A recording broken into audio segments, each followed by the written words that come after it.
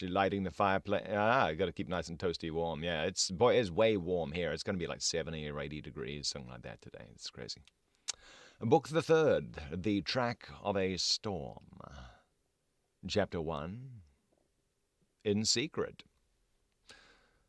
The traveller fared slowly on his way, who fared towards Paris from England in the autumn of the year 1792. More than enough of bad roads, bad equipages, and bad horses. What's an equipage? Let's look that up real fast. An equipage is equipment for a particular purpose, or a carriage and horses with attendants. Okay, that's probably that. More than enough of bad roads, bad equipages, and bad horses he would have encountered to delay him, though the fallen and unfortunate King of France had been upon his throne in all his glory. But the changed times were fraught with other obstacles than these.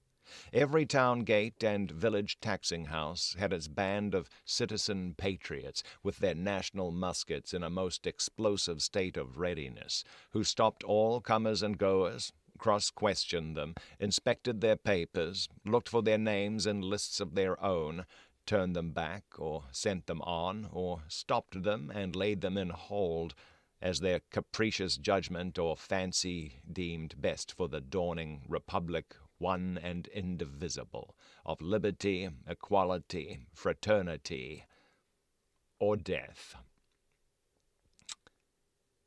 A very few French leagues of his journey were accomplished when Charles Darnay began to perceive that for him, along these country roads, there was no hope of return until he should have been declared a good citizen at Paris. Whatever might befall now, he must on to his journey's end. Not a mean village closed upon him, not a common barrier dropped across the road behind him, but he knew it to be another iron door in the series that was barred between him and England. The universal watchfulness so encompassed him that if he had been taken in a net or were being forwarded to his destination in a cage, he could not have felt his freedom more completely gone. This universal watchfulness not only stopped him on the highway 20 times in a stage, but retarded his progress 20 times in a day, by riding after him and taking him back, riding before him and stopping him by anticipation, riding with him and keeping him in charge. He had been days upon his journey in France alone, when he went to bed tired out, in a little town on the high road, still a long way from Paris. Nothing but the production of the afflicted Gabelle's letter from his prison of the Abbaye would have got him on so far.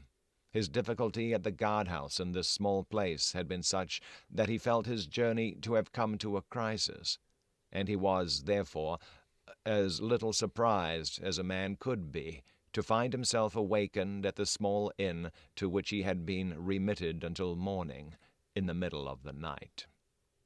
Awakened by a timid local functionary and 3 armed patriots in rough red caps and with pipes in their mouths, who sat down on the bed. "Emigrant," said the functionary, "I'm going to send you on to Paris under an escort." "Citizen, I desire nothing more than to get to Paris, though I could dispense with the escort." "Silence," growled a red-cap, striking at the coverlet with the butt-end of his musket. "Peace, aristocrat." "It is as the good patriot says," observed the timid functionary. "You are an aristocrat, and must have an escort, and must pay for it." "I have no choice," said Charles Darnay. "Choice? Listen to him," cried the same scowling red-cap, "as if it was not a favor to be protected from the lamp-iron." "It is always as the good patriot says," observed the functionary. "Rise and dress yourself, emigrant." Darnay complied, and was taken back to the guardhouse, where other patriots in rough red caps were smoking, drinking, and sleeping by a watch-fire.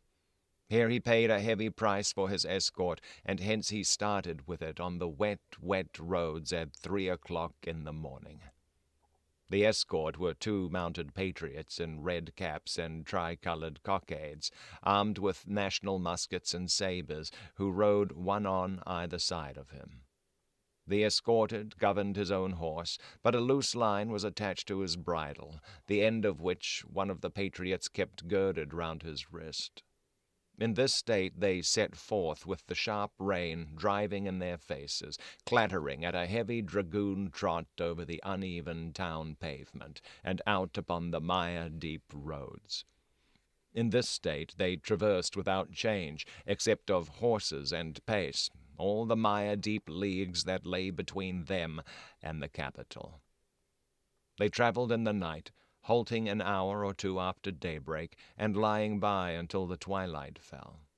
The escort were so wretchedly clothed that they twisted straw round their bare legs and thatched their ragged shoulders to keep the wet off.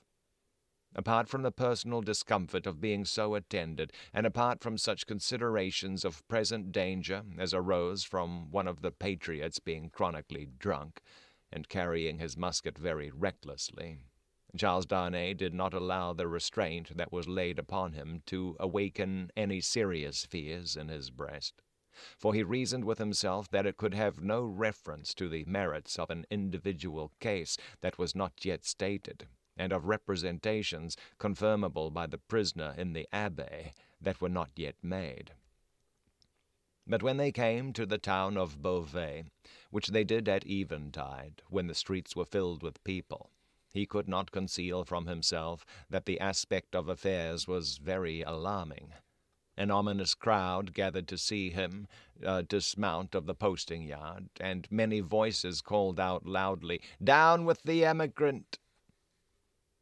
He stopped in the act of swinging himself out of his saddle, and, resuming it as his safest place, said, "Emigrant, my friends, do you not see me here in France of my own free will?"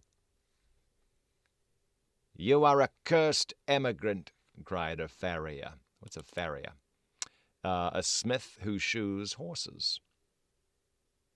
Okay. The dude makes horseshoes. Okay.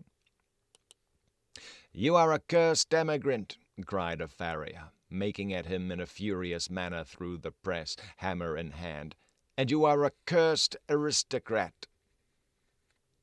The postmaster interposed himself between this man and the rider's bridle, at which he was evidently making, and soothingly said, "Let him be, let him be. He will be judged at Paris."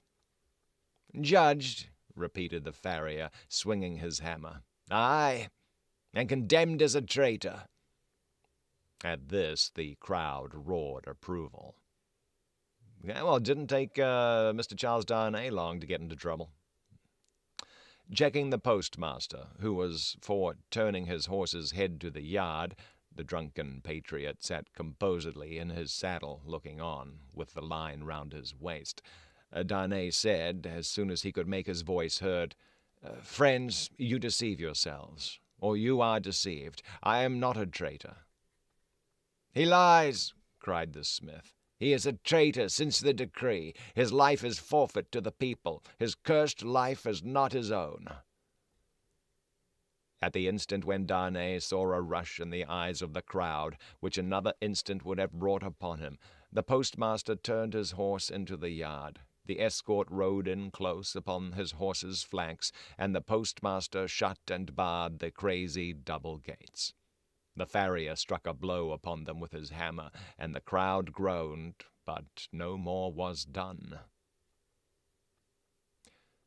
"What is this decree that the smith spoke of?" Darnay asked the postmaster, when he had thanked him and stood beside him in the yard. "Truly, a decree for selling the property of emigrants."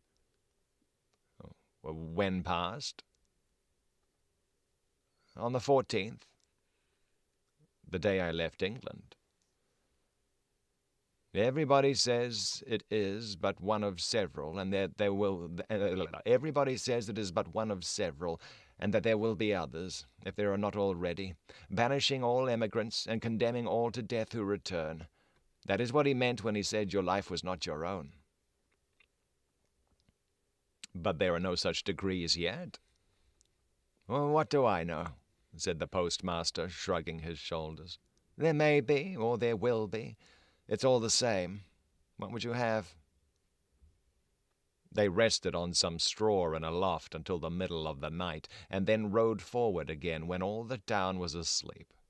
Among the many wild changes observable on familiar things, which made this wild ride unreal, not the least was the seeming rarity of sleep. After long and lonely spurring over dreary roads, they would come to a cluster of poor cottages, not steeped in darkness, but all glittering with lights, and would find the people, in a ghostly manner, in the dead of the night, circling hand in hand round a shriveled tree of liberty, or all drawn up together, singing a liberty song.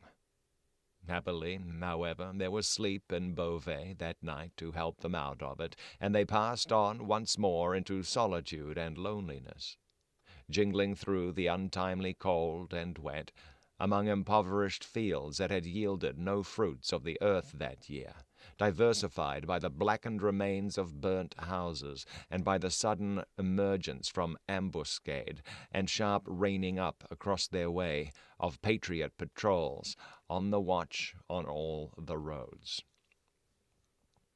Daylight at last found them before the wall of Paris. The barrier was closed and strongly guarded when they rode up to it. "Where are the papers of this prisoner?" demanded a resolute-looking man in authority who was summoned out by the guard. Naturally struck by the disagreeable word, Charles Darnay requested the speaker to take notice that he was a free traveler and French citizen in charge of an escort which the disturbed state of the country had imposed upon him, and which he had paid for. "Where," repeated the same personage, without taking any heed of him whatever, "are the papers of this prisoner?" The drunken patriot had them in his cap and produced them. Casting his eyes over Gabelle's letter, the same personage in authority showed some disorder and surprise, and looked at Darnay with a close attention. He left escort and escorted, without saying a word, however, and went into the guard-room.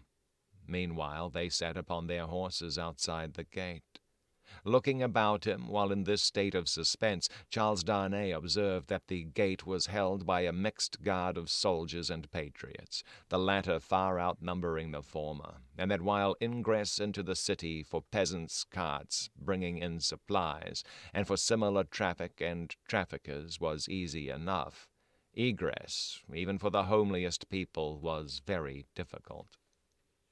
A numerous medley of men and women, not to mention beasts and vehicles of various sorts, was waiting to issue forth, but the previous identification was so strict that they filtered through the barrier very slowly. Some of these people knew their turn for examination to be so far off that they lay down on the ground to sleep or smoke, while others talked together or loitered about. The red cap and tricolor cockade were universal, both among men and women. Cockade being the, is a rosette or knot of ribbons worn in a hat as a badge of office. Or the cap. Okay, all right. Okay. I thought it actually was the cap, but it's not. It's actually the decoration on it. Okay, right. When he had sat in his saddle some half hour, taking note of these things, Darnay found himself confronted by the same man in authority who directed the guard to open the barrier. Then he delivered to the escort, drunk and sober, a receipt for the escorted, and requested him to dismount. He did so, and the two patriots, leading his tired horse, turned and rode away without entering the city. He accompanied his conductor into a guard-room, smelling of common wine and tobacco, where certain soldiers and patriots, asleep and awake, drunk and sober, and in various neutral states, between sleeping and waking, drunkenness and sobriety, were standing and lying about. The light in the guard-house Let's see. Okay, boy, I thought I was going to sneeze for a second there. Okay. The light in the guardhouse, half derived from the waning oil lamps of the night and half from the overcast day, was in a correspondingly uncertain condition. Some registers were lying open on a desk, and an officer of a coarse, dark aspect presided over these. Citizen Defarge. Hang on a second.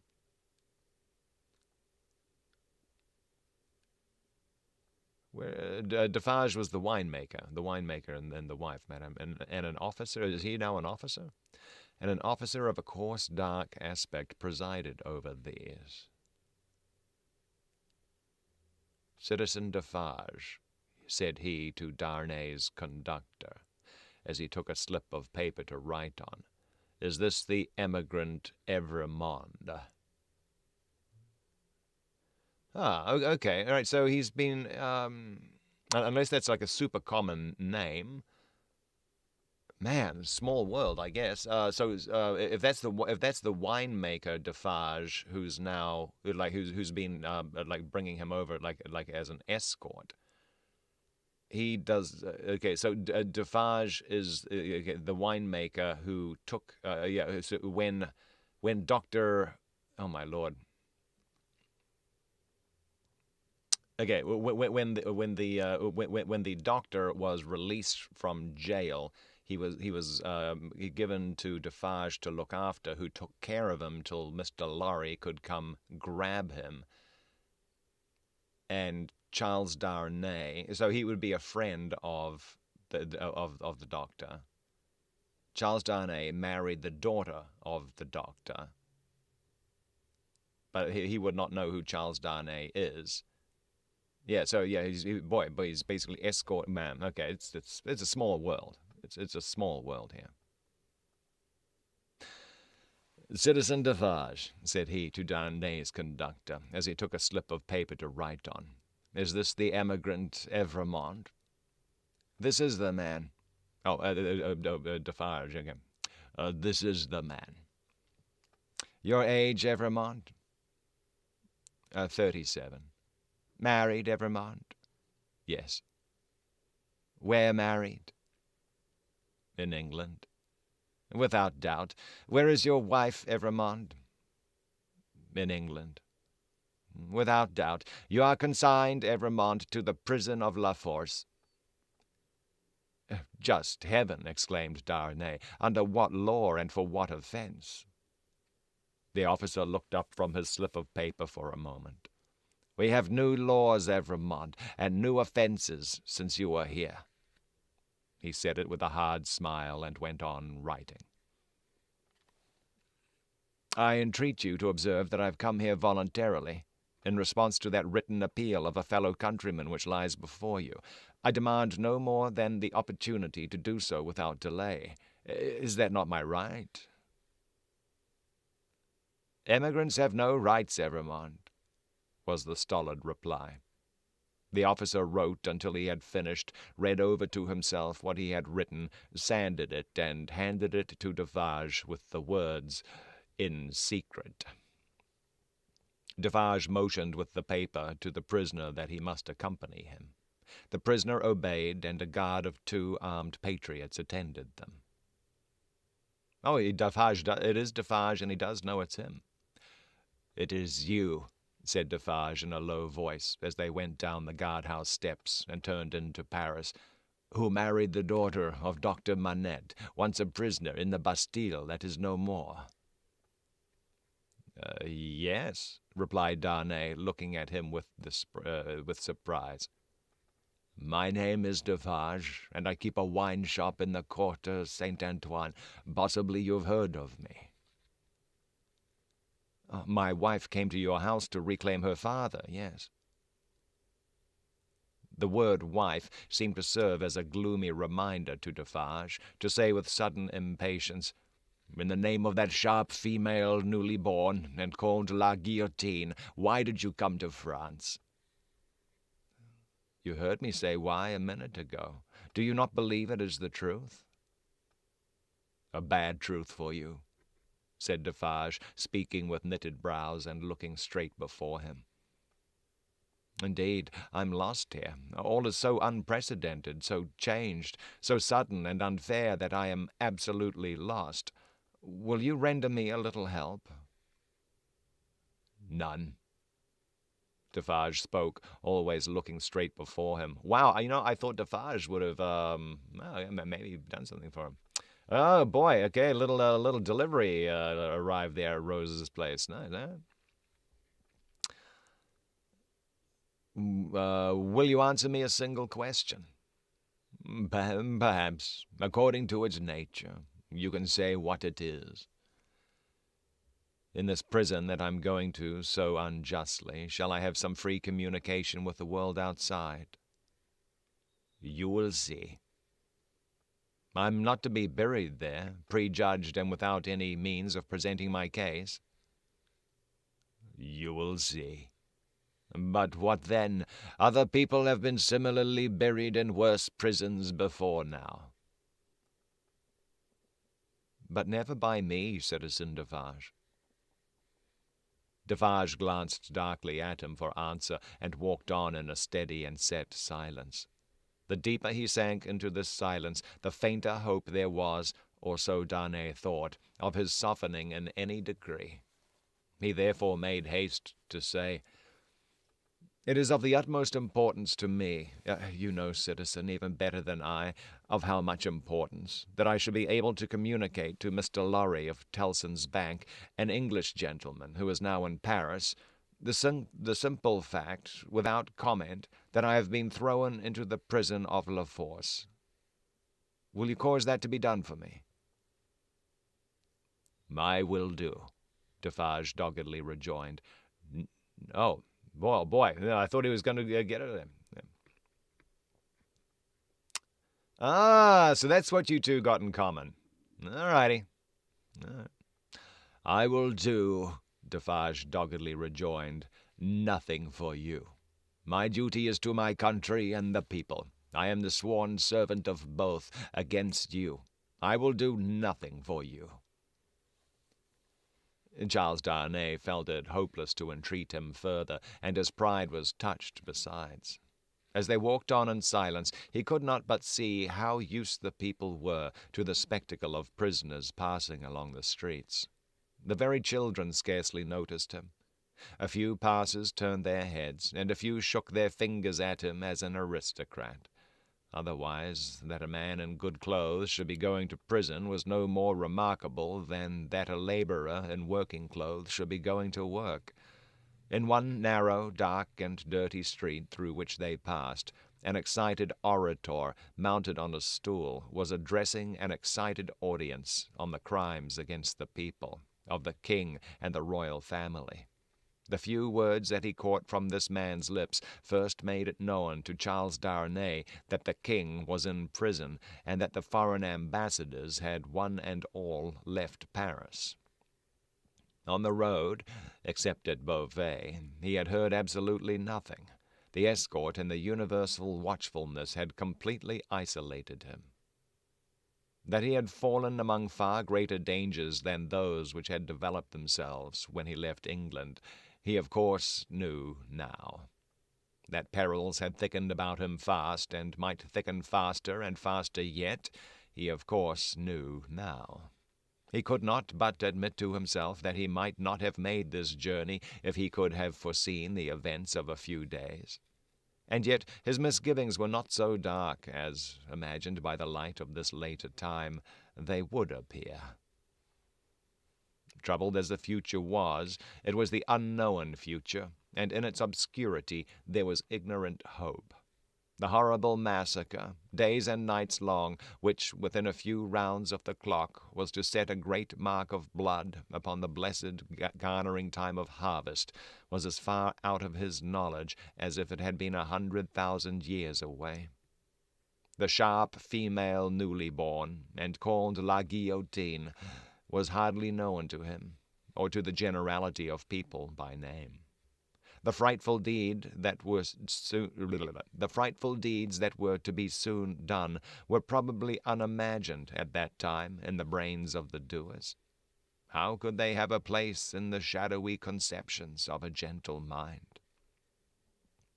Of unjust treatment in detention and hardship, and in cruel separation from his wife and child, he foreshadowed the likelihood or the certainty. But beyond this he dreaded nothing distinctly. With this on his mind, which was enough to carry into a dreary prison courtyard, he arrived at the prison of La Force. A man with a bloated face opened the strong wicket, to whom Defarge presented the emigrant Evrémonde. "What the devil? How many more of them?" exclaimed the man with the bloated face. Defarge took his receipt without noticing the exclamation, and withdrew with his two fellow patriots. "What the devil, I say again," exclaimed the jailer, left with his wife. "How many more?" The jailer's wife, being provided with no answer to the question, merely replied, "One must have patience, my dear." 3 turnkeys, who entered responsive to a bell she rang, echoed the sentiment and added, "For the love of liberty," which sounded in that place like an inappropriate conclusion. The prison of La Force was a gloomy prison, dark and filthy, and with a horrible smell of foul sleep in it. Extraordinary how soon the noisome flavor of imprisoned sleep becomes manifest in all such places that are ill cared for. "In secret, too," grumbled the jailer, looking at the written paper, "as if I was not already full to bursting." He stuck the paper on a file in an ill humor, and Charles Darnay awaited his further pleasure for half an hour, sometimes pacing to and fro in the strong arched room, sometimes resting on a stone seat, in either case detained to be imprinted on the memory of the chief and his subordinates. "Come," said the chief, at length taking up his keys. "Come with me, emigrant." Through the dismal prison twilight, his new charge accompanied him by corridor and staircase, many doors clanging and locking behind them, until they came into a large, low, vaulted chamber, crowded with prisoners of both sexes. The women were seated at a long table, reading and writing, knitting, sewing, and embroidering. The men were, for the most part, standing behind their chairs or lingering up and down the room. In the instinctive association of prisoners with shameful crime and disgrace, the newcomer recoiled from this company. But the crowning unreality of his long, unreal ride was there all at once rising to receive him, with every refinement of manner known to the time, and with all the engaging graces and courtesies of life. So strangely clouded were these refinements by the prison manners and gloom, so spectral did they become in the inappropriate squalor and misery through which they were seen, that Charles Darnay seemed to stand in a company of the dead. Ghosts all. The ghost of beauty, the ghost of stateliness, the ghost of elegance, the ghost of pride, the ghost of frivolity, the ghost of wit, the ghost of youth, the ghost of age, all waiting their dismissal from the desolate shore, all turning on him eyes that were changed by the death they had died in coming here. It struck him motionless. The jailer standing at his side, and the other jailers moving about, who would have been well enough as to appearance in the ordinary exercise of their functions, looked so extravagantly coarse contrasted with sorrowing mothers and blooming daughters who were there, with the apparitions of the coquette, the young beauty, and the mature woman delicately bred, that the inversion of all experience and likelihood which the scene of shadows presented was heightened to its utmost. Surely ghosts all. Surely the long unreal ride some progress of disease that had brought him to these gloomy shades. "In the name of the assembled companions in misfortune," said a gentleman of courtly appearance and address, coming forward, "I have the honor of giving you welcome to La Force. and of condoling you on the calamity that has brought you among us. May it terminate happily. It would be an impertinence elsewhere, but it is not so here, to ask your name and condition." Charles Darnay roused himself and gave the required information in words as suitable as he could find. "But I hope," said the gentleman, following the chief jailer with his eyes, who moved across the room, "that you are not in secret." "I do not understand the meaning of the term, but I have heard them say so." "Ah, what a pity! We so much regret it. But take courage. Several members of our society have been in secret at first, and it has lasted but a short time." Then he added, raising his voice, "I grieve to inform the society in secret." "It's up there. It's Kirby. That's Kirby. That's Kirby. How you doing, man? Good to see you." There was a murmur of commiseration as Charles Darnay crossed the room to a grated door where the jailer awaited him, and many voices, among which the soft and compassionate voices of women were conspicuous, gave him good wishes and encouragement. He turned at the grated door to render the thanks of his heart. It closed under the jailer's hand, and the apparitions vanished from his sight forever. The wicket opened on a stone staircase, leading upward. When they had ascended 40 steps, the prisoner of half an hour already counted them. The jailer opened a low, black door, and they passed into a solitary cell. It struck cold and damp, but was not dark. "Yours," said the jailer. "Why am I confined alone?" "How do I know?" "I can buy pen, ink, and paper." "Such are not my orders. You will be visited and can ask them. At present you may buy your food and nothing more." There were in the cell a chair, a table, and a straw mattress. As the jailer made a general inspection of these objects, and of the 4 walls before going out, a wandering fancy wandered through the mind of the prisoner, leaning against the wall opposite to him, that this jailer was so unwholesomely bloated, both in face and person, as to look like a man who had been drowned and filled with water. When the jailer was gone, he thought in the same wandering way, "Now am I left, as if I were dead." Stopping then to look down at the mattress, he turned from it with a sick feeling, and thought, "And here in these crawling creatures is the first condition of the body after death."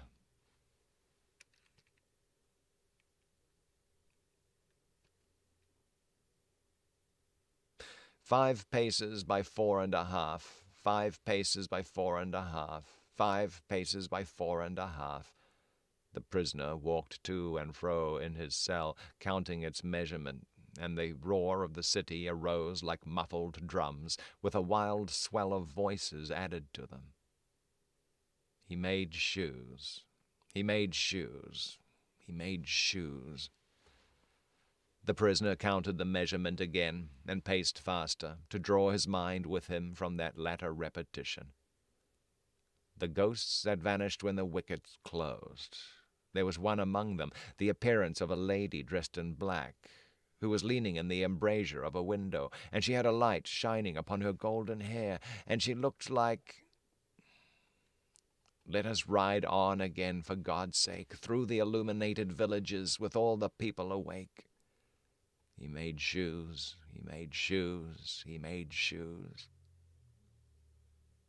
5 paces by 4.5. With such scraps tossing and rolling upward from the depths of his mind, the prisoner walked faster and faster, obstinately counting and counting, and the roar of the city changed to this extent that it still rolled in like muffled drums, but with the wail of voices that he knew in the swell that rose above them. Man, okay. He is not making good decisions. That was not a good decision to go visit France. That was, It's Okay, we'll just have a little sip of water and then we'll get into the next chapter, but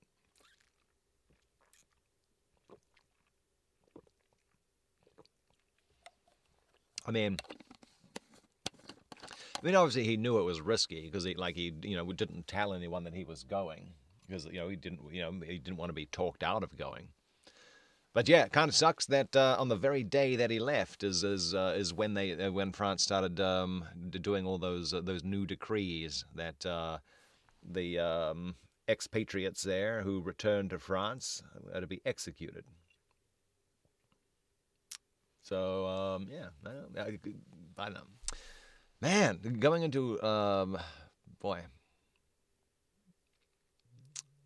I'm not sure I could have returned. Don't know. Chapter 2. The Grindstone. Tellson's Bank, established in the Saint-Germain quarter of Paris, was in a wing of a large house, approached by a courtyard and shut off from the street by a high wall and a strong gate. The house belonged to a great nobleman who had lived in it until he made a flight from the troubles in his own cook's dress and got across the borders. A mere beast of the chase, flying from hunters, he was still in his, oh my lord, metempsychosis. Metempsychosis, the supposed transmigration at death of the soul of a human being or animal into a new body of the same or different species. So that's kind of like reincarnation, except yeah, okay. A mere beast of the chase, flying from hunters, he was still in his metempsychosis, no other than the same Monseigneur, the preparation of whose chocolate for whose lips had once occupied 3 strong men, besides the cook in question. Okay, do we know that? Okay, is that what they're saying? I don't quite understand that. He was still, okay, he was still in his he was none other than the same Monseigneur, the preparation of whose chocolate for whose lips had once occupied 3 strong men, besides the cook in question.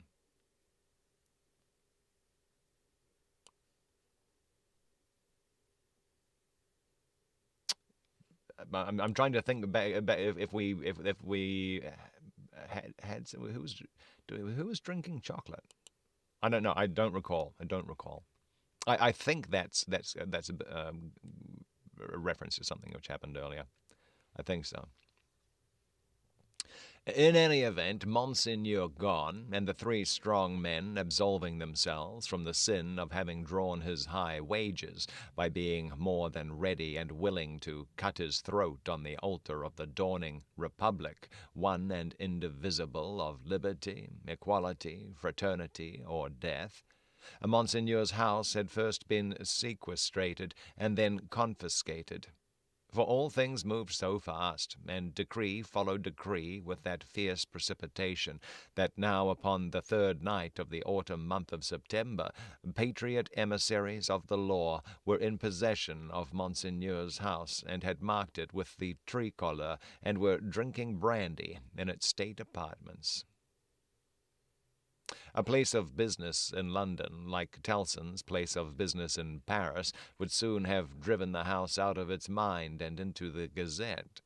For what would staid British responsibility and respectability have said to orange trees in boxes in a bank courtyard, or even to a Cupid over the counter?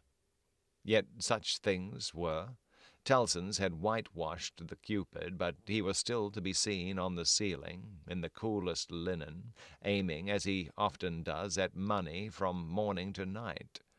Bankruptcy must inevitably have come of this young pagan in Lombard Street, London, and also of a curtained alcove in the rear of the immortal boy, and also of a looking-glass let into the wall, and also of clerks not at all old, who danced in public on the slightest provocation. Yet a French Tellson's could get on with these things exceedingly well, and as long as the times held together, no man had taken fright at them and drawn out his money. What money would be drawn out of Tellson's henceforth, and what would lie there lost and forgotten? What plate and jewels would tarnish in Tellson's hiding places, while the depositors rusted in prisons, and when they should have violently perished? What money would be drawn out of Tellson's henceforth, and what would lie there lost and forgotten? What plates and jewels would tarnish in Tellson's hiding places, while the depositors rusted in prisons, and when they should have violently perished? How many accounts with Tellson's, never to be balanced in this world, must be carried over into the next? No man could have said that night any more than Mr. Jarvis Lorry could, though he thought heavily of these questions. He sat by a newly lighted wood fire. The blighted and unfruitful year was prematurely cold, and on his honest and courageous face there was a deeper shade than the pendant lamp could throw, or any object in the room distortedly reflect, the shade of horror. He occupied rooms in the bank in his fidelity to the house of which he had grown to be a part, like strong root ivy. It chanced that they derived a kind of security from the patriotic occupation of the main building, but the true-hearted old gentleman never calculated about that. All such circumstances were indifferent to him, so that he did his duty. On the opposite side of the courtyard, under a colonnade, was extensive standing for carriages, where indeed some carriages of Monseigneur yet stood. Against two of the pillars were fastened two great flaring flambeaux, and in the light of these, standing out in the open air, was a large grindstone, a roughly mounted thing which appeared to have been hurriedly brought there from some neighboring smithy or other workshop. Rising and looking out of window at these harmless objects, Mr. Lorry shivered and retired to his seat by the fire. He had opened not only the glass window, but the lattice blind outside it, and he had closed both again, and he shivered through his frame. From the streets beyond the high wall and the strong gate there came the usual night hum of the city, with now and then an indescribable ring in it, weird and unearthly, as if some unwonted sounds of a terrible nature were going up to heaven. "Thank God," said Mr. Lorry, clasping his hands, "that no one near and dear to me is in this dreadful town tonight. May he have mercy on all who are in danger." Soon afterwards the bell at the great gate sounded, and he thought, "They've come back," and sat listening. But there was no loud irruption into the courtyard as he had expected, and he heard the gate clash again, and all was quiet.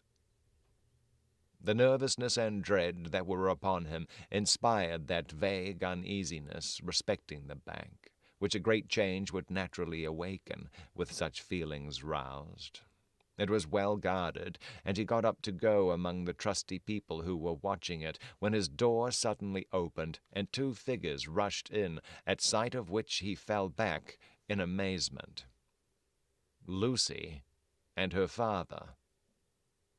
Lucie, with her arms stretched out to him, and with that old look of earnestness so concentrated and intensified that it seemed as though it had been stamped upon her face expressly to give force and power to it in this one passage of her life. "What is this?" cried Mr. Lorry, breathless and confused. "What is the matter? Lucie, Manette, what has happened? What has brought you here? What is it?" With a look fixed upon him, in her paleness and wildness, she panted out in his arms, imploringly, "Oh, my dear friend, my husband!" "Your husband, Lucie?" "Charles." "What of Charles?" "Here." "Here, in Paris?" "Has been here some days, 3 or 4, I don't know how many. I can't collect my thoughts. An errand of generosity brought him here unbeknown to us. He was stopped at the barrier and sent to prison." The old man uttered an irrepressible cry. Almost at the same moment, the beg of the great gate rang again, and a loud noise of feet and voices came pouring into the courtyard. "What is that noise?" said the doctor, turning towards the window. "Oh, who said that? Which doctor? Oh, that's the old doctor. The old doctor." "What is that noise?" said the doctor, turning towards the window. "Don't look," cried Mr. Lorry. "Don't look out. Manette, for your life, don't touch the blind." The doctor turned with his hand upon the fastening of the window, and said with a cool, bold smile, "My dear friend, I have a charmed life in this city. I have been a Bastille prisoner. There is no patriot in Paris, in France, who, knowing me to have been a prisoner in the Bastille, would touch me, except to overwhelm me with embraces or carry me in triumph. My old pain has given me a power that has brought us through the barrier and gained us news of Charles there, and brought us here. I knew it would be so. I knew I could help Charles out of all danger.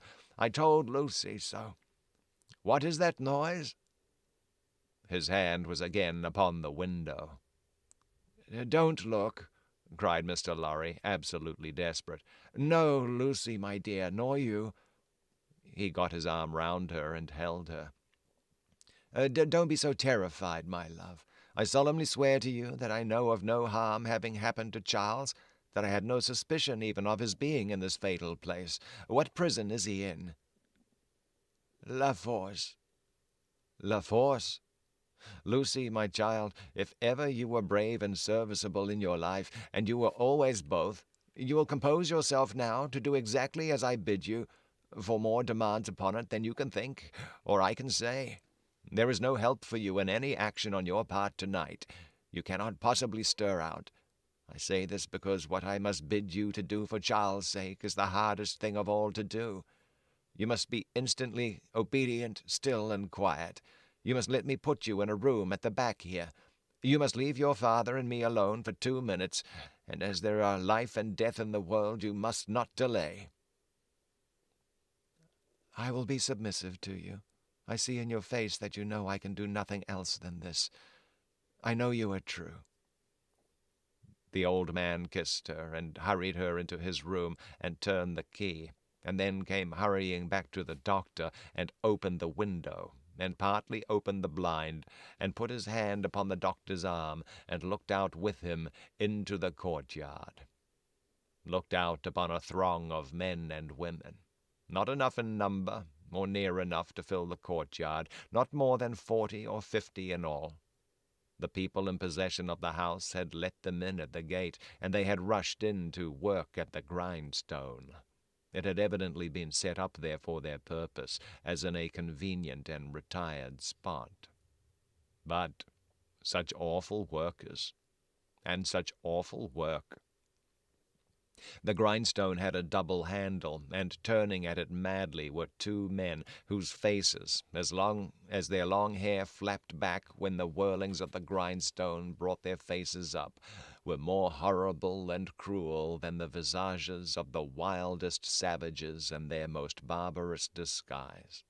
False eyebrows and false moustaches were stuck upon them, and their hideous countenances were all bloody and sweaty, and all awry with howling, and all staring and glaring with beastly excitement of want of sleep. As these ruffians turned and turned, their matted locks now flung forward over their eyes, now flung backward over their necks. Some women held wine to their mouths that they might drink, and what with dropping blood, and what with dropping wine, and what with the stream of sparks struck out of the stone. All their wicked atmosphere seemed gore and fire. The eye could not detect one creature in the group free from the smear of blood. Shouldering one another to get next at the sharpening stone were men stripped to the waist, with the stain all over their limbs and bodies, men in all sorts of rags, with the stain upon those rags, men devilishly set off with spoils of women's lace and silk and ribbon, with the stain dyeing those trifles through and through. Hatchets, knives, bayonets, swords, all brought to be sharpened, were all red with it. Some of the hacked swords were tied to the wrists of those who carried them, with strips of linen and fragments of dress. Ligatures various in kind, but all deep of the one color.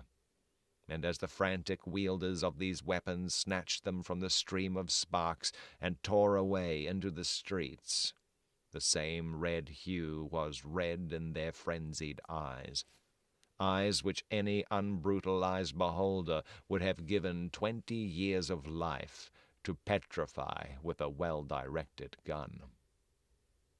All this was seen in a moment as the vision of a drowning man, or of any human creature at any very great pass. All this was seen in a moment as the vision of a drowning man, or of any human creature at any very great pass, could see a world if it were there. They drew back from the window, and the doctor looked for an explanation in his friend's ashy face. "They are—" Mr. Lorry whispered the words, glancing fearfully round at the locked room. "Murdering the prisoners. If you are sure of what you say, if you really have the power you think you have, as I believe you have, make yourself known to these devils and get taken to La Force. It may be too late, I don't know, but let it not be a minute later." Dr. Manette pressed his hand, hastened bareheaded out of the room, and was in the courtyard when Mr. Lorry regained the blind. His streaming white hair, his remarkable face, and the impetuous confidence of his manner, as he put the weapons aside like water, carried him in an instant to the heart of the concourse at the Stone.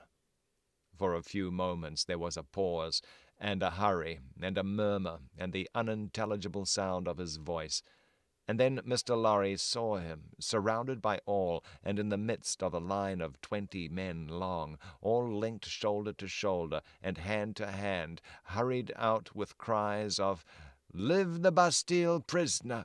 Help for the Bastille prisoner's kindred in La Force! Room for the Bastille prisoner in front there! Save the prisoner Evremond at La Force!"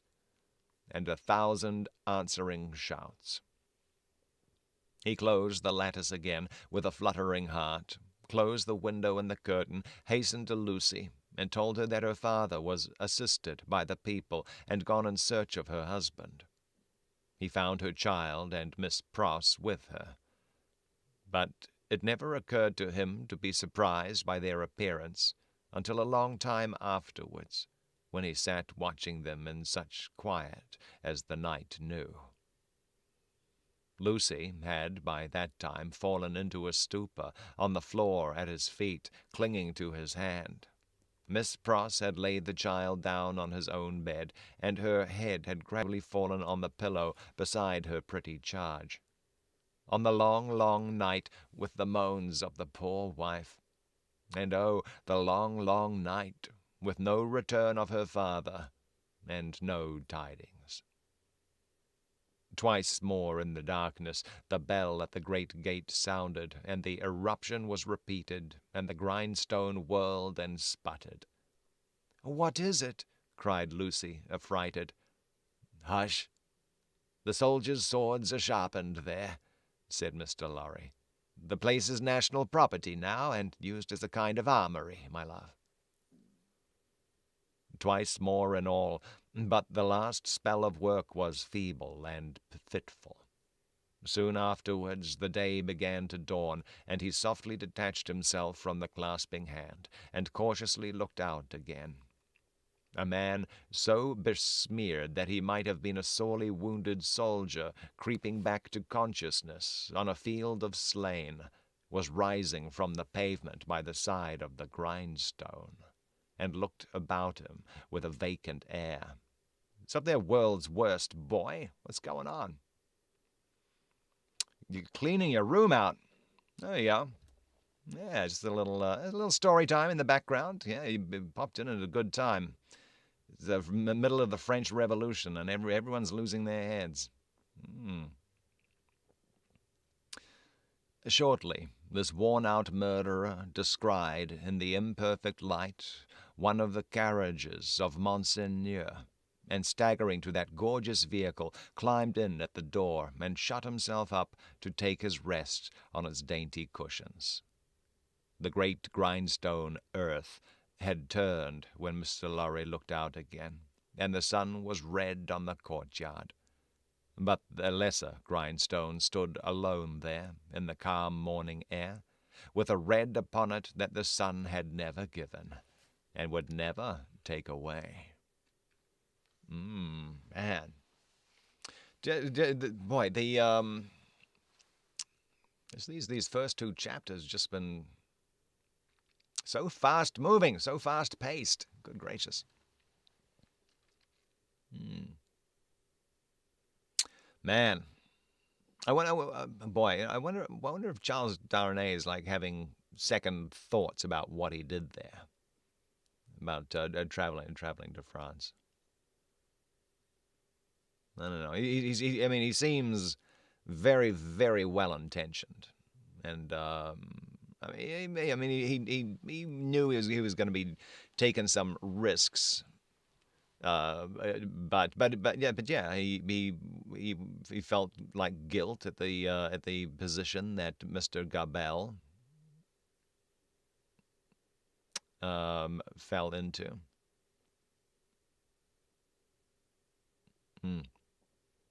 Chapter 3, The Shadow. One of the first considerations which arose in the business mind of Mr. Lorry when business hours came round was this, that he had no right to imperil Tellson's by sheltering the wife of an emigrant prisoner under the bank roof. His own possessions, safety, life, he would have hazarded for Lucie and her child without a moment's demur, but the great trust he held was not his own, and as to that business charge, he was a strict man of business. All about the shadow. At first his mind reverted to Defarge, and he thought of finding out the wine shop again, and taking counsel with its master in reference to the safest dwelling-place in the distracted state of the city. But the same consideration that suggested him repudiated him. He lived in the most violent quarter, and doubtless was influential there, and deep in its dangerous workings. Noon coming, and the doctor not returning, and every minute's delay tending to compromise Tellson's, Mr. Lorry advised with Lucie. She said that her father had spoken of hiring a lodging for a short time in that quarter near the banking-house. As there was no business objection to this, and as he foresaw that even if it were all well with Charles, and he were to be released, he could not hope to leave the city, Mr. Lorry went out in quest of such a lodging, and found a suitable one, high up in a removed by-street, where the closed blinds and all the other windows of a high, melancholy square of buildings marked deserted homes. To this lodging he had once removed Lucie and her child and Miss Pross, giving them what comfort he could, and much more than he had himself. He left Jerry with them as a figure to fill a doorway that would bear considerable knocking on the head, and retained to its own occupations. A disturbed and doleful mind he brought to bear upon them, and slowly and heavily the day lagged on with him. It wore itself out, and wore him out with it, until the bank closed. He was again alone in his room of the previous night, considering what to do next, when he heard a foot upon the stair. In a few moments a man stood in his presence, who, with a keenly observant look at him, addressed him by his name.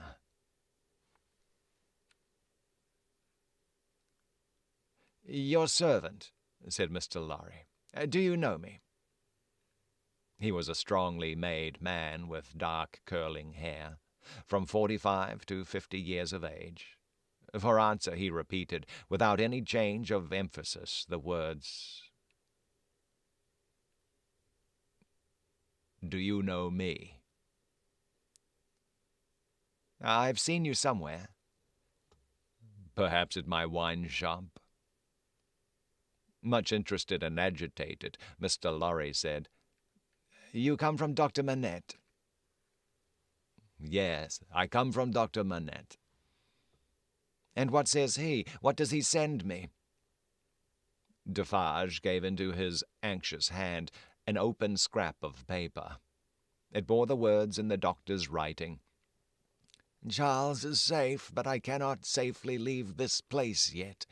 I have obtained the favour that the bearer has a short note from Charles to his wife. Let the bearer see his wife." It was dated from La Force within an hour. "Will you accompany me?" said Mr. Lorry, joyfully relieved after reading this note, "to where his wife resides?" "Yes," returned Defarge. Scarcely noticing as yet in what a curiously reserved and mechanical way Defarge spoke, Mr. Lorry put on his hat, and they went down into the courtyard. There they found two women, one knitting. "Oh, Madame Defarge, surely," said Mr. Lorry, who had left her in exactly the same attitude some 17 years ago. "It is she," observed her husband. "Oh, does Madame go with us?" inquired Mr. Lorry, seeing that she moved as they moved. "Yes, that she may be able to recognize the faces and know the persons. It is for their safety." "I don't know. I don't know about this. This is... boy, that Defarge has not turned out to be a good egg." Beginning to be struck by Defarge's manner, Mr. Lorry looked dubiously at him, and led the way. Both the women followed, the second woman being the Vengeance. They passed through the intervening streets as quickly as they might, ascended the staircase of the new domicile, were admitted by Jerry, and found Lucie weeping, alone. She was thrown into a transport by the tidings Mr. Lorry gave her of her husband, and clasped the hand that delivered his note, little thinking what it had been doing near him in the night, and might, but for a chance, have done to him. So does that mean clasp the hand, little thinking what it had been doing near him in the night? Here's the note. Note from Charles. "Dearest, take courage. I am well, and your father has influence around me. You cannot answer this. Kiss our child for me." That was all the writing. It was so much, however, to her who received it, that she turned from Defarge to his wife and kissed one of the hands that knitted. It was a passionate, loving, thankful, womanly action. But the hand made no response, dropped cold and heavy, and took to its knitting again. There was something in its touch that gave Lucie a check. She stopped in the act of putting the note in her bosom, and with her hands yet at her neck, looked terrified at Madame Defarge. Madame Defarge met the lifted eyebrows and forehead with a cold, impassive stare. "My dear," said Mr. Lorry, striking in to explain, "there are frequent risings in the streets, and although it is not likely they will ever trouble you, Madame Defarge wishes to see those whom she has the power to protect at such times, to the end that she may know them, and that she may identify them. I believe," said Mr. Lorry, rather halting in his reassuring words, as the stony manner of all the three impressed itself upon him more and more, "I state the case, Citizen Defarge?" Defarge looked gloomily at his wife, and gave no other answer than a gruff sound of acquiescence. "You had better, Lucie," said Mr. Lorry, doing all he could to propitiate by tone and manner, "have the child here, and our good Pross. Our good Pross Defarge is an English lady and knows no French."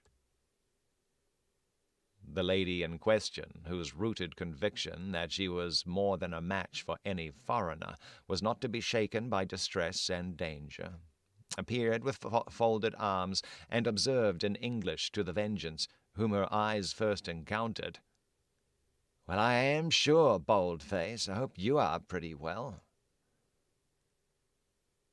She also bestowed a British cough on Madame Defarge, but neither of the two took much heed of her. "Is that his child?" said Madame Defarge, stopping in her work for the first time, and pointing her knitting needle at little Lucie, as if it were the finger of fate. "Yes, madame," answered Mr. Lorry. "This is our poor prisoner's darling daughter, and only child." The shadow attendant on Madame Defarge and her party seemed to fall so threatening and dark on the child that her mother instinctively kneeled on the ground beside her and held her to her breast. The shadow attendant on Madame Defarge and her party seemed then to fall threatening and dark on both the mother and the child. "It is enough, my husband," said Madame Defarge. "I have seen them. We may go." But the suppressed manner had enough of menace in it, not visible and presented, but indistinct and withheld, to alarm Lucie into saying, as she laid her appealing hand on Madame Defarge's dress, "You will be good to my poor husband. You will do him no harm. You will help me to see him if you can." "Your husband is not my business here," returned Madame Defarge, looking down at her with perfect composure. "It is the daughter of your father who is my business here. For my sake, then, be merciful to my husband. For my child's sake, she will put her hands together and pray you to be merciful. We are more afraid of you than of these others." Madame Defarge received it as a compliment, and looked at her husband. Defarge, who had been uneasily biting his thumbnail and looking at her, collected his face into a sterner expression. "What is it that your husband says in that little letter?" asked Madame Defarge, with a lowering smile. "Influence? He says something touching influence."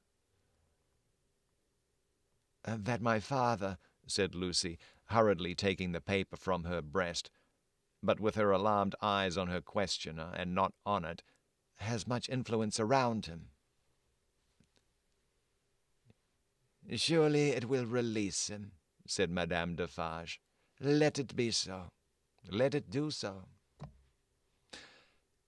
"As a wife and mother," cried Lucie most earnestly, "I implore you to have pity on me, and not to exercise any power that you possess against my innocent husband, but to use it in his behalf. Oh, sister woman, think of me, as a wife and mother." Madame Defarge looked coldly as ever at the supplicant, and said, turning to her friend, the Vengeance, "The wives and mothers we have been used to see, since we were little as this child, and much less, have not been greatly considered. We have known their husbands and fathers laid in prison and kept from them, often enough.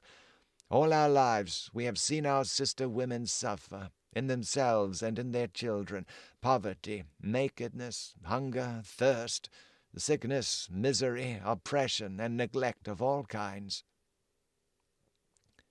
"We have seen nothing else," returned the Vengeance.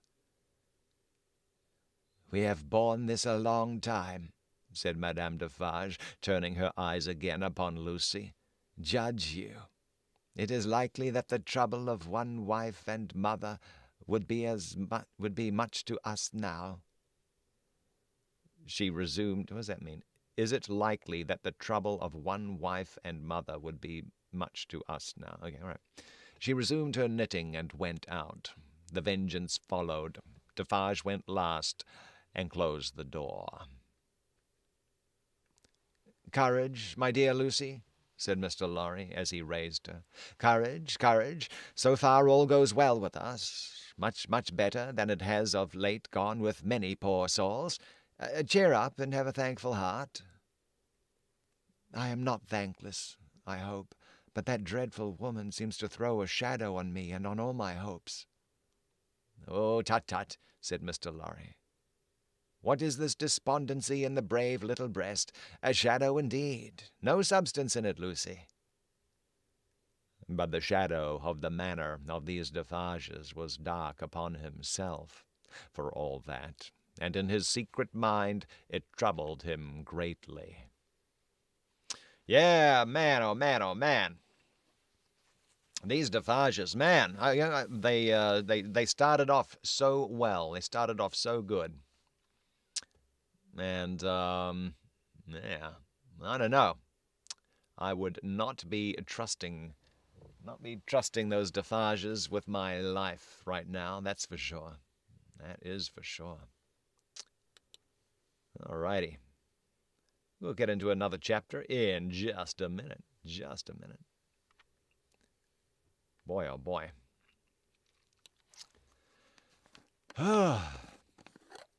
Just keeping track of all these people.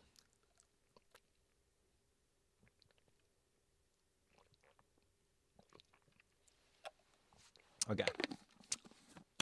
Calm in storm. Calm in storm. Yeah, so that French Revolution that went on for 10 years. 10 years. Long time. Chapter 4. Calm in storm. Dr. Manette did not return until the morning of the 4th day of his absence. So much of what had happened in that dreadful time as could be kept from the knowledge of Lucie was so well concealed from her that not until long afterwards, when France and she were far apart, did she know that 1,100 defenseless prisoners of both sexes and all ages had been killed by the populace, that 4 days and nights had been darkened by this deed of horror, and that the air around her had been tainted by the slain. She only knew that there had been an attack upon the prisons, that all political prisoners had been in danger, and that some had been dragged out by the crowd and murdered. To Mr. Lorry, the doctor communicated, under an injunction of secrecy, on which he had no need to dwell, that the crowd had taken him through a scene of carnage to the prison of La Force, that in the prison he had found a self-appointed tribunal sitting, before which the prisoners were brought singly, and by which they were rapidly ordered to be put forth to be massacred, or to be released, or in a few cases to be sent back to their cells. That, presented by his conductors to this tribunal, he had announced himself by name and profession as having been for 18 years a secret and unaccused prisoner in the Bastille, that one of the body so sitting in judgment had risen and identified him, and that this man was Defarge. That hereupon he had ascertained, through the registers on the table, that his son-in-law was among the living prisoners, and had pleaded hard to the tribunal, of whom some members were asleep and some awake, some dirty with murder and some clean, some sober and some not, for his life and liberty. That, in the first frantic greetings lavished on himself as a notable sufferer under the overthrown system, it had been accorded to him to have Charles Darnay brought before the lawless court and examined. That he seemed on the point of being at once released when the tide in his favor met with some unexplained check, not intelligible to the doctor, which led to a few words of secret conference. That the man sitting as president had then informed Dr. Manette that the prisoner must remain in custody, but should, for his sake, be held inviolate in safe custody. That immediately, on a signal, the prisoner was removed to the interior of the prison again.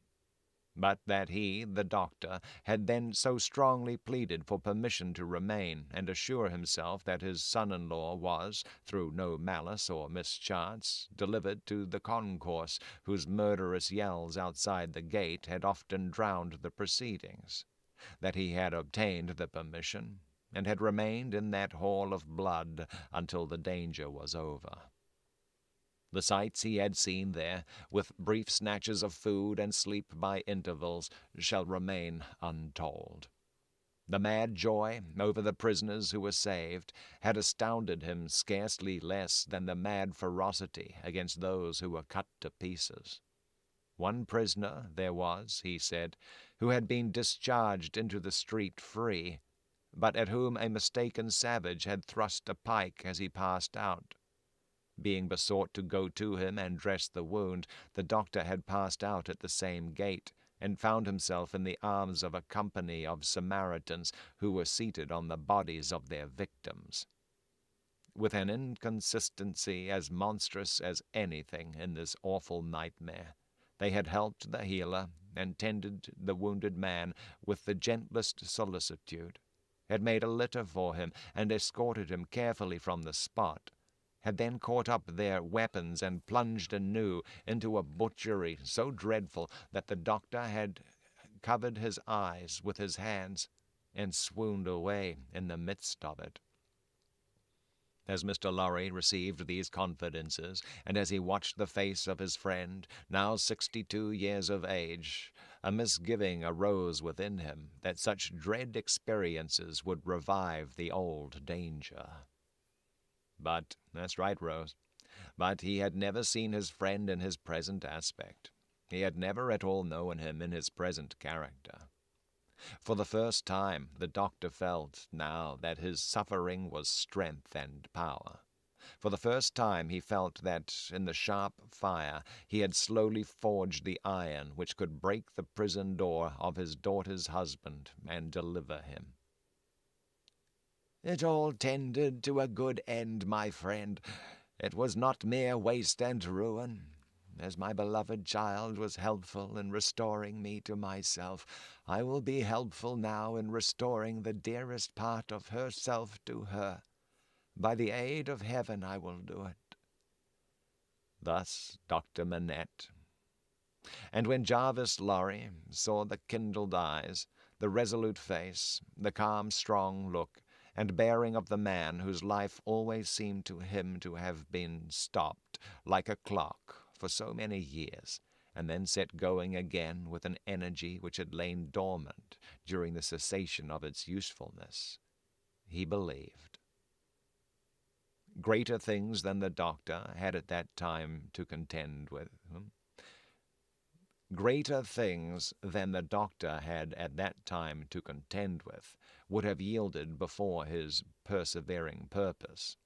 While he kept himself in his place as a physician, whose business was with all degrees of mankind, bond and free, rich and poor, bad and good, he used his personal influence so wisely that he was soon the inspecting physician of 3 prisons, and among them of La Force.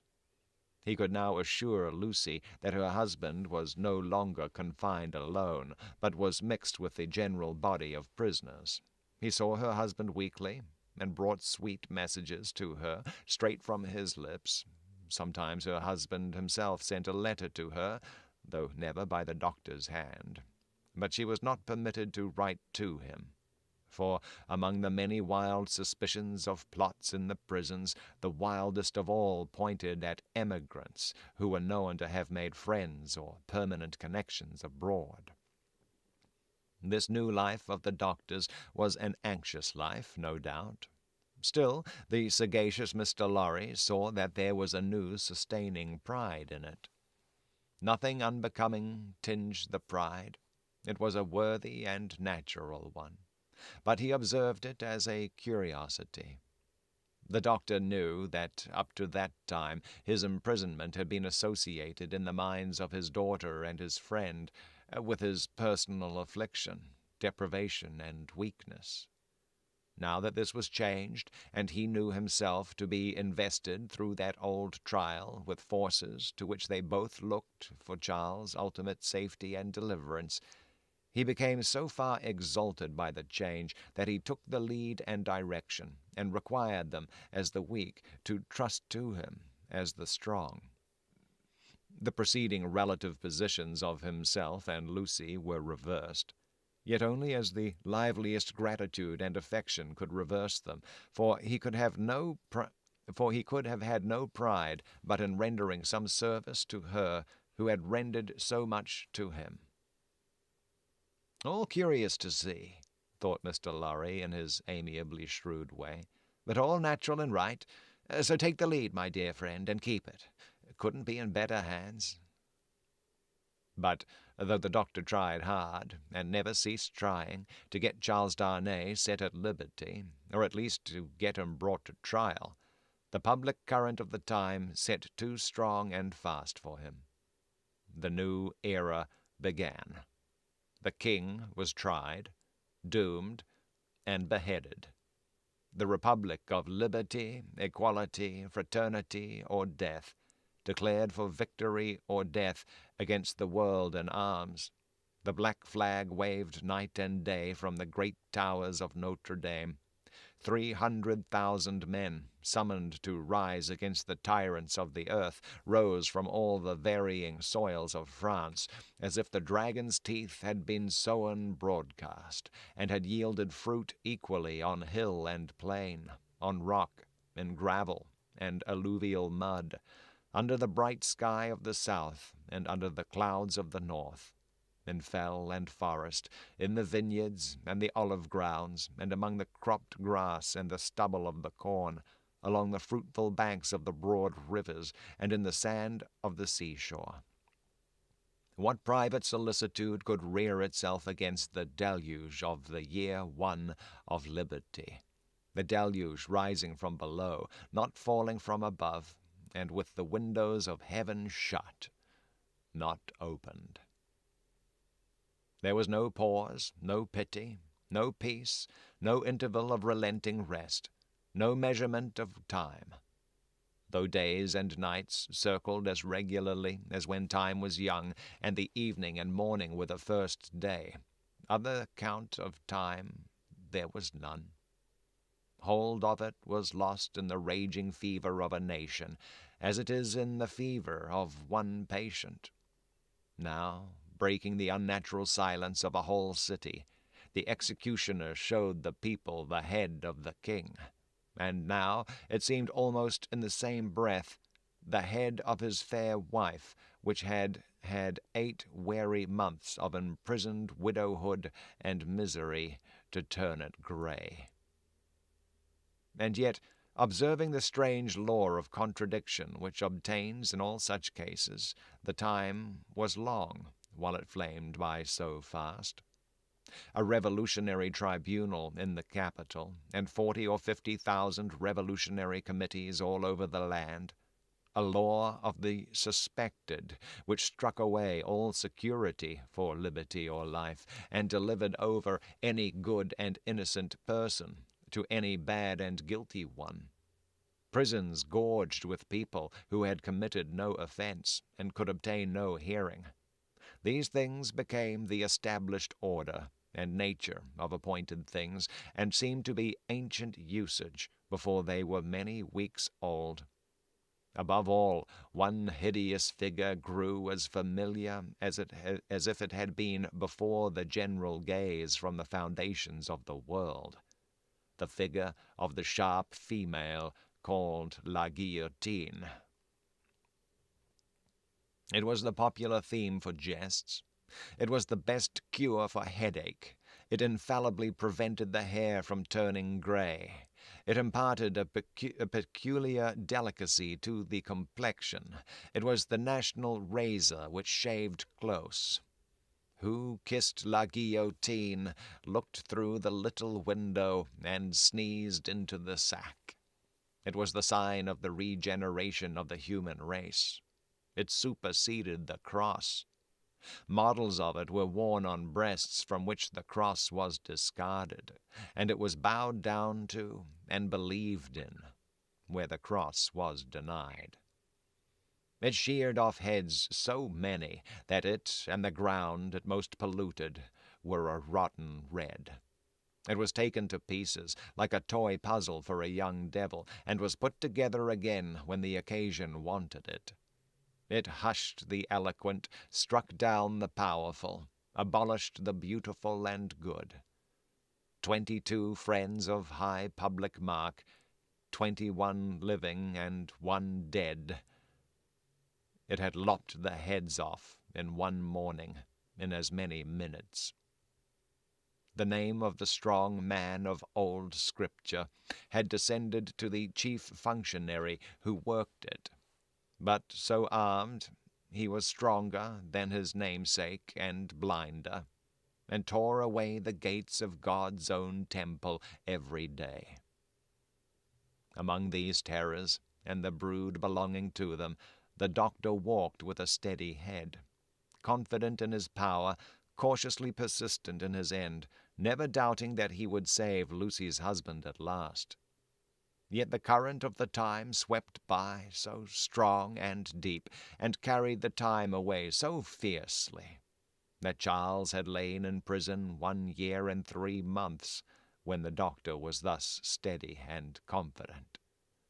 So much more wicked and distracted had the revolution grown in that December month, that the rivers of the South were encumbered with the bodies of the violently drowned by night, and prisoners were shot in lines and squares under the southern wintry sun.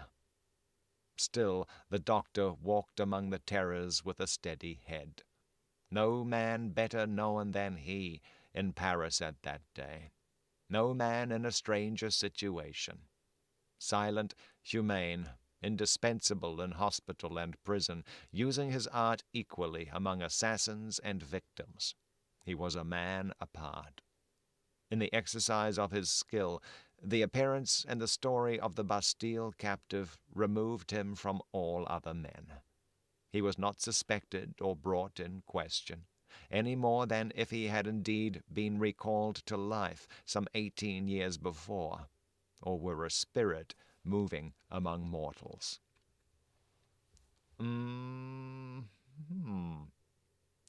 Man, fast moving, but still time is time's traveled pretty far. Yeah, it was 18 years ago when the book first started. It's covered a lot of ground.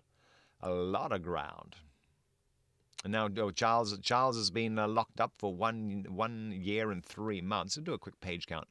1, 2, 3, 4, 5, 6, 7, 8, 9, 10, 11, 12, 13, 14, 15, 16, 17, 18, 19, 20. Yeah, we'll do that. We got time for another chapter. But man, boy, oh boy. Okay, note to self. Do not visit countries where violent turmoil is going on. Yeah. Man. And it looks like Lucie's still hanging out in France. She should have skedaddled. She should have. Yeah. I mean that would not be unreasonable. Sending your wife and daughter and servant back to the safety of England. Yeah, I don't know. That would. Yeah. I don't know, because I don't know. He's just tempting the fates, to hang out, especially when the Defarges are just like. I mean, what do the Defarges? What do the Defarges? They seem to have something secret, though.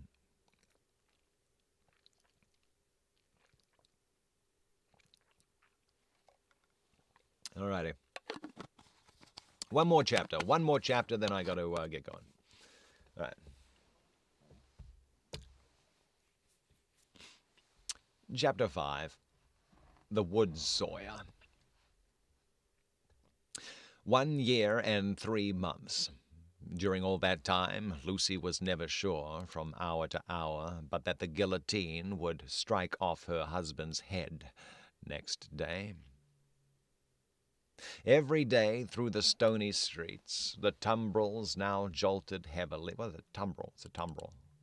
A tumbril is a open cart that tilted backwards to empty out its load. Yeah, okay. In particular, one used to convey condemned prisoners to the guillotine during the French Revolution. Okay, interesting. Man, boy, oh boy, that would suck. That would suck. Be loaded up on that like stacks of hay and then just like dumped out. Every day through the stony streets, the tumbrils now jolted heavily, filled with condemned. Lovely girls, bright women, brown-haired, black-haired, and grey. Youths, stalwart men and old, gentle-born and peasant-born. All red wine for la guillotine, all daily brought into light from the dark cellars of the loathsome prisons, and carried to her through the streets to slake her devouring thirst. Liberty, equality, fraternity, or death. You know, I've never heard that last little bit there. I mean, that's the French, the French national motto. Yeah, is liberty, equality, fraternity. Liberty, equality, fraternity. Yeah. They still have that. I've never heard the or death thing added at the end. I don't know if that is Charles Dickens doing there or if that actually was. I'm going to look that up later. I'm going to look it up later. Liberty, equality, fraternity, or death. The last, much the easiest to bestow, O guillotine. If the suddenness of her calamity and the whirling wheels of the time had stunned the doctor's daughter into awaiting the result in idle despair, it would but have been with her as it was with many. But from the hour when she had taken the white head to her fresh young bosom in the garret of St. Antoine, she had been true to her duties. She was truest to them in the season of trial, as all the quietly loyal and good will always be. As soon as they were established in their new residence, and her father had entered on the routine of his avocations, she arranged the little household as exactly as if her husband had been there. Everything had its appointed place and its appointed time. Little Lucie she taught, as regularly as if they had all been united in their English home. The slight devices with which she cheated herself into the show of a belief that they would soon be reunited, the little preparations for his speedy return, the setting aside of his chair and his books, these and the solemn prayer at night for one dear prisoner especially, among the many unhappy souls in prison, and the shadow of death, were almost the only outspoken reliefs of her heavy mind. She did not greatly alter in appearance. The plain dark dresses, akin to mourning dresses, which she and her child wore, were as neat and as well attended to as the brighter clothes of happy days. She lost her color, and the old and intent expression was a constant, not an occasional thing.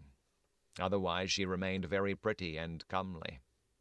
Sometimes, at night, on kissing her father, she would burst into the grief she had repressed all day, and would say that her sole reliance, under heaven, was on him. He always resolutely answered, "Nothing can happen to him without my knowledge, and I know that I can save him, Lucie." They had not made the round of their changed life many weeks, when her father said to her on coming home one evening, "My dear, there is an upper window in the prison, to which Charles can sometimes gain access at 3 in the afternoon. When he can get to it, which depends on many uncertainties and incidents, he might see you in the street, he thinks, if you stood in a certain place that I can show you. But you will not be able to see him, my poor child, and even if you could, it would be unsafe for you to make a sign of recognition." That sounds like a terrible idea. That's such a dumb idea. "Oh, show me the place, my father, and I will go there every day." Okay, that's even dumber. Good Lord. Ah, boy, oh boy. All right. From that time, in all weathers, she waited there 2 hours. As the clock struck 2, she was there, and at 4 she turned resignedly away. When it was not too wet or inclement for her child to be with her, they went together. At other times she was alone, but she never missed a single day. It was the dark and dirty corner of a small, winding street. The hovel of a cutter of wood into lengths for burning was the only house at that end. All else was wall. On the 3rd day of being there, he noticed her. "Good day, citizeness." "Good day, citizen." This mode of address was now prescribed by decree. It had been established voluntarily some time ago among the more thorough patriots, but was now law for everybody. "Walking here again, citizeness?" "You see me, citizen." The wood sawyer, who was a little man with a redundancy of gesture, he had once been a mender of roads. "Is this the same mender of roads?" It's such a small world. Okay. Cast a glance at the prison, pointed at the prison, and putting his 10 fingers before his face to represent bars, peeped through them jocosely. "But that's not my business," said he, and went on sawing his wood. Next day he was looking out for her, and accosted her the moment she appeared. "What? Walking here again, citizeness?" "Yes, citizen." "Ah, a child, too? Your mother, is it not, my little citizeness?" "Do I say yes, mamma?" whispered little Lucie, drawing close to her. "Yes, dearest." "Yes, citizen." "Ah, but it's not my business. My work is my business. See my saw? I call it my little guillotine. La la la, la la la, and off comes his head."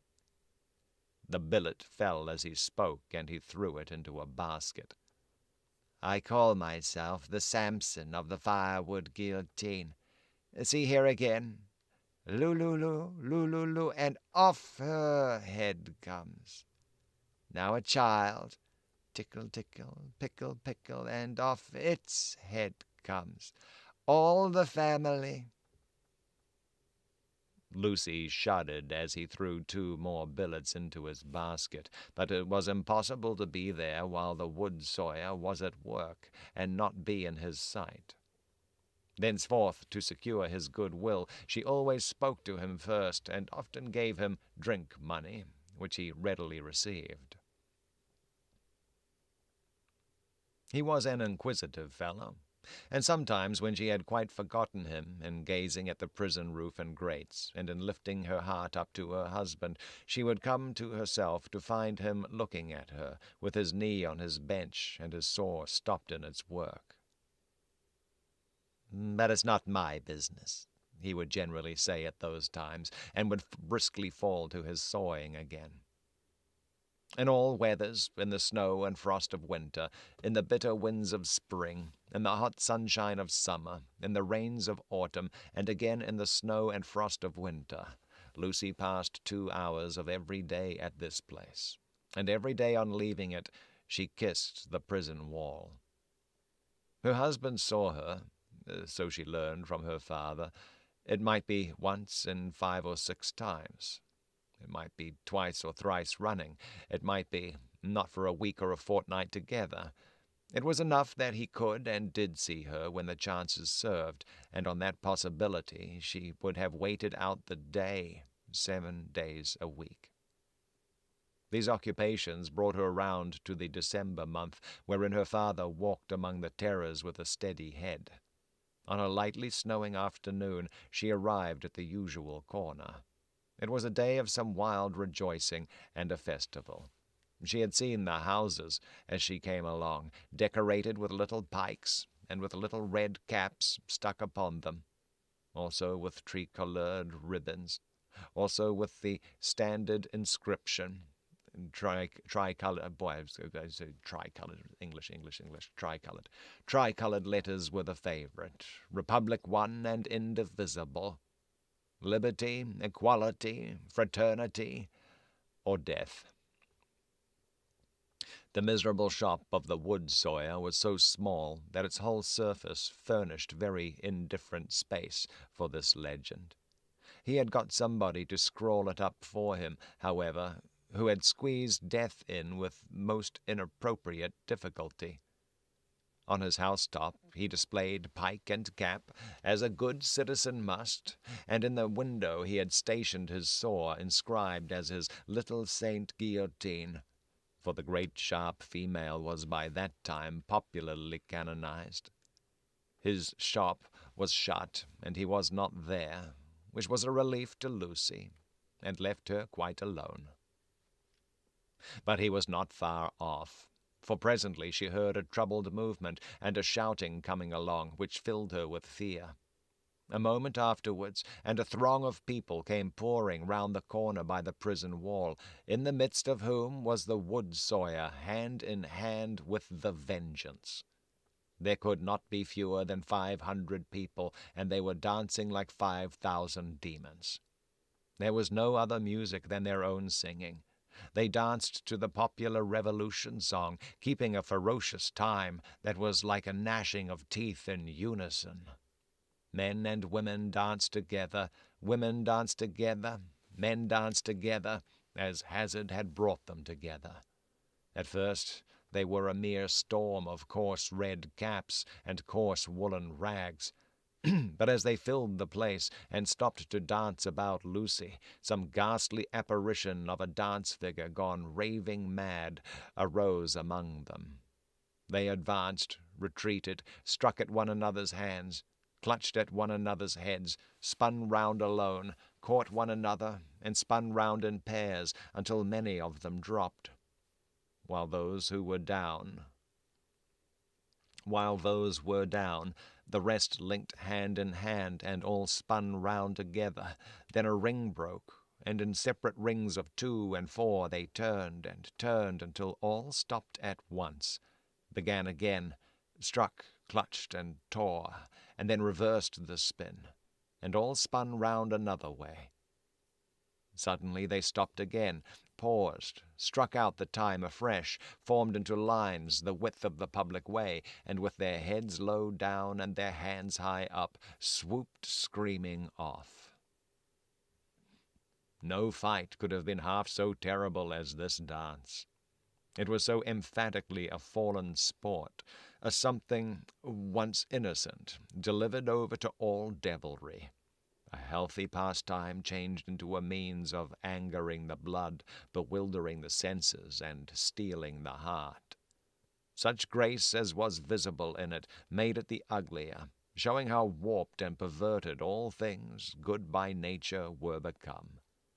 The maidenly bosom bared to this, the pretty, almost child's head thus distracted, the delicate foot mincing in this slough of blood and dirt, were types of the disjointed time. This was the Carmagnole. Is that a real thing? I was going to look that up real fast. Carmagnole. Wiki Carmagnole. La Carmagnole is the title of a French song created and made popular during the French Revolution, accompanied by a wild dance of the same name that may have been brought into France by the Piedmontese. It was first sung in August of 1792, and successfully added to during the revolutionary events of 1830, 1848, wow. Oh, boy, more revolution. Okay, wow. Man, all right. Interesting.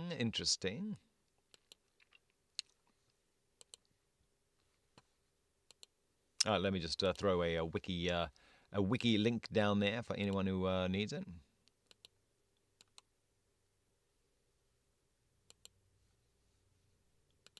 The Carmagnole. Very good. Man, that's crazy, crazy. This was the Carmagnole. As it passed, leaving Lucie frightened and bewildered in the doorway of the wood sawyer's house, the feathery snow fell as quietly and lay as white and soft as if it had never been. "Oh, my father!" For he stood before her when she lifted up the eyes she had momentarily darkened with her hand. Such a cruel, bad sight. Oh, hang on.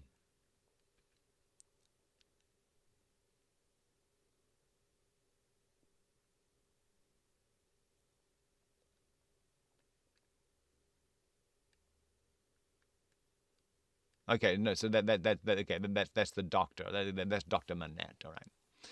"Oh, my father!" For he stood before her when she lifted up the eyes she had momentarily darkened with her hand. "Such a cruel, bad sight." "I know, my dear, I know. I've seen it many times. Don't be frightened. Not one of them would harm you." "I am not frightened for myself, my father, but when I think of my husband and the mercies of these people—" "We will set him above their mercies very soon. I left him climbing to the window, and I came to tell you. There is no one here to see. You may kiss your hand towards that highest shelving roof." "I do so, father, and I send him my soul with it." "You cannot see him, my poor dear?" "No, father," said Lucie, yearning and weeping as she kissed her hand.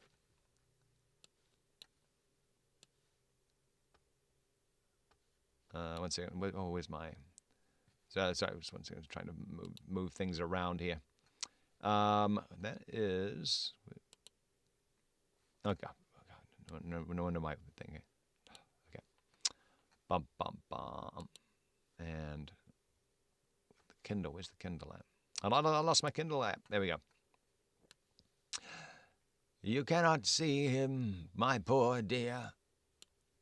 "No, father," said Lucie, yearning and weeping as she kissed her hand. "No." A footstep in the snow. Madame Defarge. "I salute you, citizeness," from the doctor. "I salute you, citizen." This in passing. Nothing more. Madame Defarge gone like a shadow over the white road. "Give me your arm, my love. Pass from here with an air of cheerfulness and courage, for his sake. That was well done." They had left the spot. "It shall not be in vain. Charles is summoned for tomorrow." "For tomorrow?" "There is no time to lose. I am well prepared, but there are precautions to be taken that could not be taken until he was actually summoned before the tribunal. He has not received the notice yet, but I know that he will presently be summoned for tomorrow and removed to the conciergerie. I have timely information. You are not afraid?" She could scarcely answer. "I trust in you." "Do so, implicitly. Your suspense is nearly ended, my darling. He shall be restored to you within a few hours. I have encompassed him with every protection. I must see Laurie." He stopped. There was a heavy lumbering of wheels within hearing. They both knew too well what it meant. 1, 2, 3. 3 tumbrils faring away with their dread loads over the hushing snow. "I must see Laurie," the doctor repeated, turning her another way. The staunch old gentleman was still in his trust, had never left it. He and his books were in frequent requisition as to property confiscated and made national. What he could save for the owners he saved. No better man living to hold fast by what Tellson's had in keeping, and to hold his peace. A murky red and yellow sky and a rising mist from the Seine denoted the approach of darkness. It was almost dark when they arrived at the bank. The stately residence of Monseigneur was altogether blighted and deserted. Above a heap of dust and ashes in the court ran the letters, "National property, Republic one and indivisible, liberty, equality, fraternity, or death." Who could that be with Mr. Lorry, the owner of the riding-coat upon the chair, who must not be seen? From whom, newly arrived, did he come out, agitated and surprised, to take his favorite in his arms? To whom did he appear to repeat her faltering words when, raising his voice and turning his head towards the door of the room from which he had issued, he said, "Removed to the conciergerie and summoned for tomorrow"? I think I got that. Boy, oh boy, that's where we're ending now. That's where we are ending. Man. Oh boy, oh boy, oh boy. Oh!